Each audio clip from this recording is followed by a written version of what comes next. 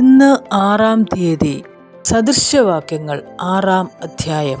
മകനേ, കൂട്ടുകാരന് വേണ്ടി നീ ജാമ്യം നിൽക്കുകയോ അന്യന് വേണ്ടി കൈയടിക്കുകയോ ചെയ്തിട്ടുണ്ടെങ്കിൽ നിന്റെ വായിലെ വാക്കുകളാൽ നീ കുടുങ്ങിപ്പോയി, നിന്റെ വായിലെ മൊഴികളാൽ പിടിപെട്ടിരിക്കുന്നു.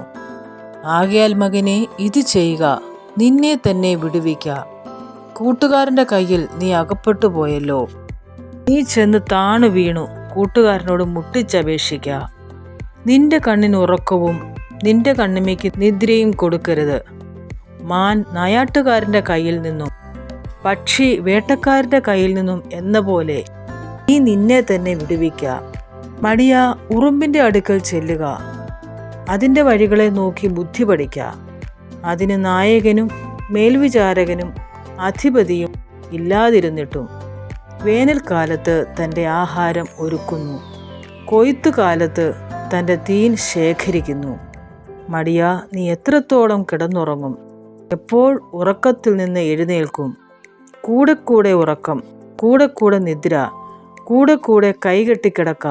അങ്ങനെ നിന്റെ ദാരിദ്ര്യം വഴിപോക്കനെ പോലെയും നിന്റെ ബുദ്ധിമുട്ട് ആയുധപാണിയെപ്പോലെയും വരും. നിസ്സാരനും ദുഷ്കർമ്മിയുമായവൻ വായുടെ വക്രതയോടെ നടക്കുന്നു. അവൻ കണ്ണിമയ്ക്കുന്നു, കാലുകൊണ്ട് പരണ്ടുന്നു, വിരൽ കൊണ്ട് ആംഗ്യം കാണിക്കുന്നു. അവൻ്റെ ഹൃദയത്തിൽ വക്രതയുണ്ട്. അവൻ എല്ലായ്പ്പോഴും ദോഷം നിരൂപിച്ച് വഴക്കുണ്ടാക്കുന്നു. അതുകൊണ്ട് അവൻ്റെ ആപത്ത് പെട്ടെന്ന് വരും. ക്ഷണത്തിൽ അവൻ തകർന്നു പോകും, പ്രതിശാന്തി ഉണ്ടാകുകയുമില്ല.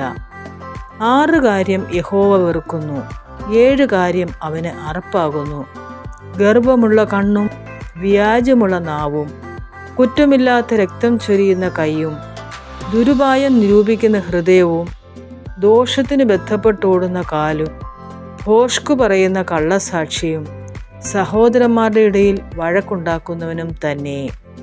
മകനെ, നിന്റെ അപ്പൻ്റെ കൽപ്പന പ്രമാണിക്ക, അമ്മയുടെ ഉപദേശം ഉപേക്ഷിക്കുകയുമരുത്. അത് എല്ലായ്പ്പോഴും നിന്റെ ഹൃദയത്തോട് ബന്ധിച്ചുകൊള്ളുക, നിന്റെ കഴുത്തിൽ അത് കെട്ടിക്കൊള്ളുക. നീ നടക്കുമ്പോൾ അത് നിനക്ക് വഴി കാണിക്കും, നീ ഉറങ്ങുമ്പോൾ അത് നിന്നെ കാക്കും, നീ ഉണരുമ്പോൾ അത് നിന്നോട് സംസാരിക്കും. കൽപ്പന ഒരു ദീപവും ഉപദേശം ഒരു വെളിച്ചവും, പ്രബോധനത്തിൻ്റെ ശാസനകൾ ജീവൻ്റെ മാർഗവുമാകുന്നു. അവ ദുഷ്ടസ്ത്രീയുടെ വശീകരണത്തിൽ നിന്നും പരസ്ത്രീയുടെ ചക്രവാക്കുകളിൽ നിന്നും നിന്നെ രക്ഷിക്കും. അവളുടെ സൗന്ദര്യത്തെ നിന്റെ ഹൃദയത്തിൽ മോഹിക്കരുത്, അവൾ കണ്ണിമ കൊണ്ട് നിന്നെ വശീകരിക്കുകയുമരുത്. വേശ്യാസ്ത്രീ നിമിത്തം പെറുക്കി തിന്നേണ്ടി വരും. വ്യഭിചാരിണി വിലയേറിയ ജീവനെ വേട്ടയാടുന്നു. ഒരു മനുഷ്യന് തൻ്റെ വസ്ത്രം വെന്തുപോകാതെ മടിയിൽ തീ കൊണ്ടുവരാമോ? ഒരുത്തന് കാൽ പൊള്ളാതെ തീക്കനലിന്മേൽ നടക്കാമോ? കൂട്ടുകാരൻ്റെ ഭാര്യയുടെ അടുക്കൽ ചെല്ലുന്നവൻ ഇങ്ങനെ തന്നെ. അവളെ തൊടുന്ന ഒരുത്തനും ശിക്ഷ വരാതെ ഇരിക്കുകയില്ല. കള്ളൻ വിശന്നിട്ട് വിശപ്പടക്കുവാൻ മാത്രം കട്ടാൽ ആരും അവനെ നിരസിക്കുന്നില്ല. അവനെ പിടികിട്ടിയാൽ അവൻ 7 ഇരട്ടി മടക്കി കൊടുക്കാം, തൻ്റെ വീട്ടിലെ വസ്തുവകയൊക്കെയും കൊടുക്കാം. സ്ത്രീയോട് വ്യഭിചാരം ചെയ്യുന്നവനോ ബുദ്ധിഹീനൻ. അങ്ങനെ ചെയ്യുന്നവൻ സ്വന്തം പ്രാണനെ നശിപ്പിക്കുന്നു. പ്രഹരവും അപമാനവും അവന് ലഭിക്കും, അവൻ്റെ നിന്ന മാഞ്ഞു പോകുകയുമില്ല.